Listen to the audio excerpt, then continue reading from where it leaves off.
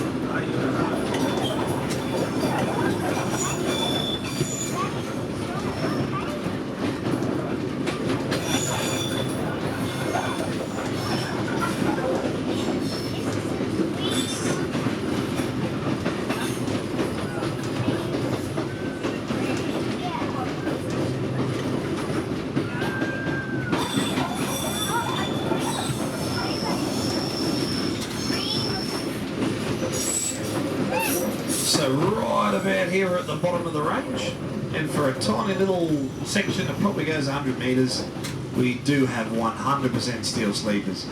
Because as you can see right there on the left hand side, that's the riverbed right there. They probably should have built a bridge here, but they didn't. Don't know why.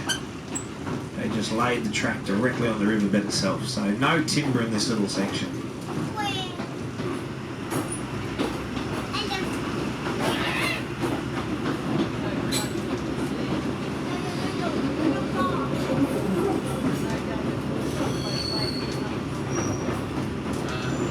Not too far away from Forsayth now.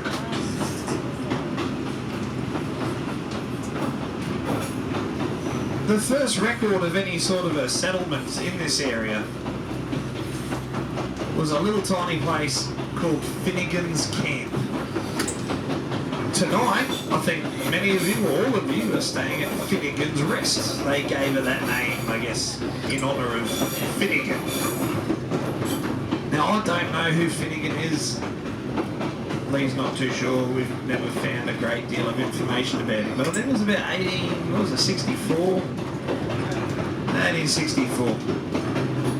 He must have been a prospector. He's out here and he's found gold. He told his mates, I don't know, they turned up, or maybe they're already with him. So for about 6 months, this little settlement was called Finnegan's Camp. And after 6 months, more and more people turned up and buildings were established and whatnot, so it could actually warrant becoming a township at this point. They christened the township Charleston. Charleston as a town flourished. A fair bit of gold found in the area, so lots of people turned up and it was doing well. They found gold in the surrounding area. So a couple of suburbs popped up. There was a North Charleston and a West Charleston.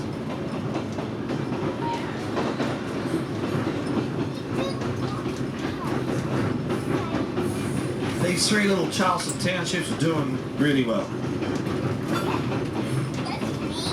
1910, the railway was due to get to the area. Some officials from the railways back at the time, they went ahead of construction. They went and had a look at the area and looked for a suitable place for the railway to finish. For whatever reason, where these Charleston townships were, it wasn't good enough. I don't know why, whether it was just difficult to get there. We've been up to the Charleston cemetery. I guess it is in sort of hilly little country, but whatever it was. Railway fella said, nah, stuff is we're actually going to finish the railway. The terminus will be a few kilometres over this way to the left. And they said to him, you can do whatever you want to do. You can stay here, persist with your little townships, but just know wherever the railway is, a township's going to pop up. In which case, all these townships aren't going to coexist with each other.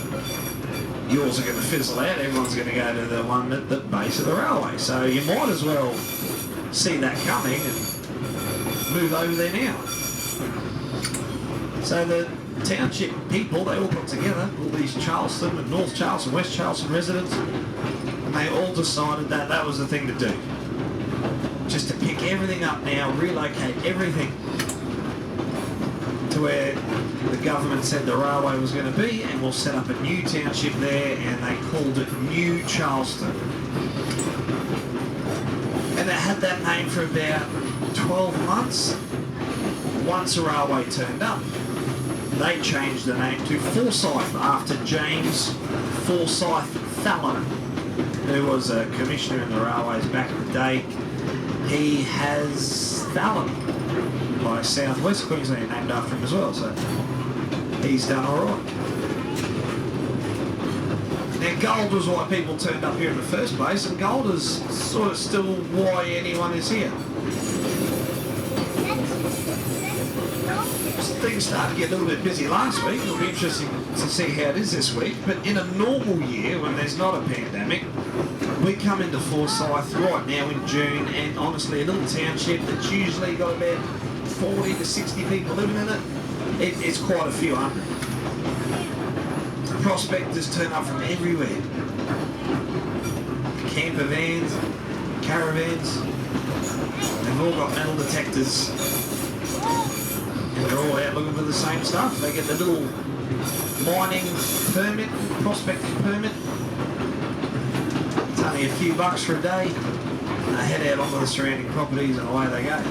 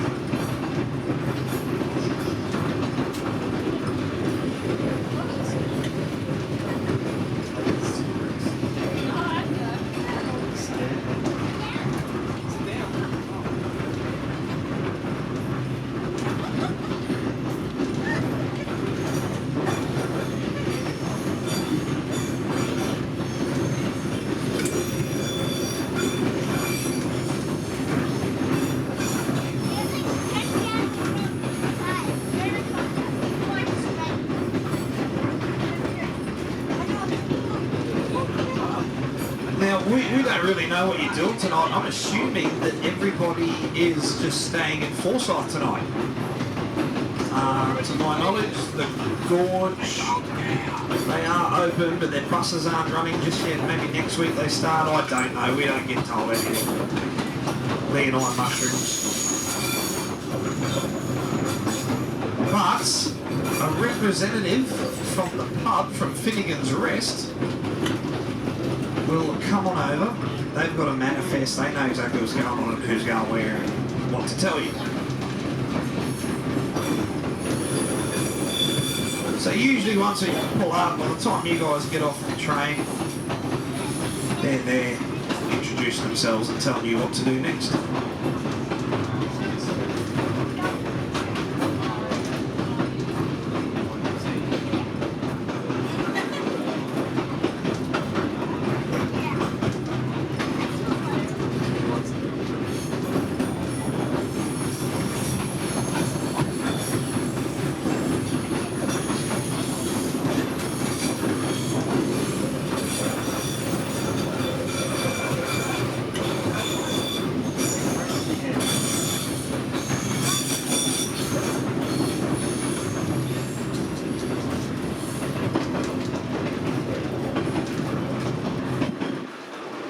So over the Delaney River one last time and we'll come up into Forsayth.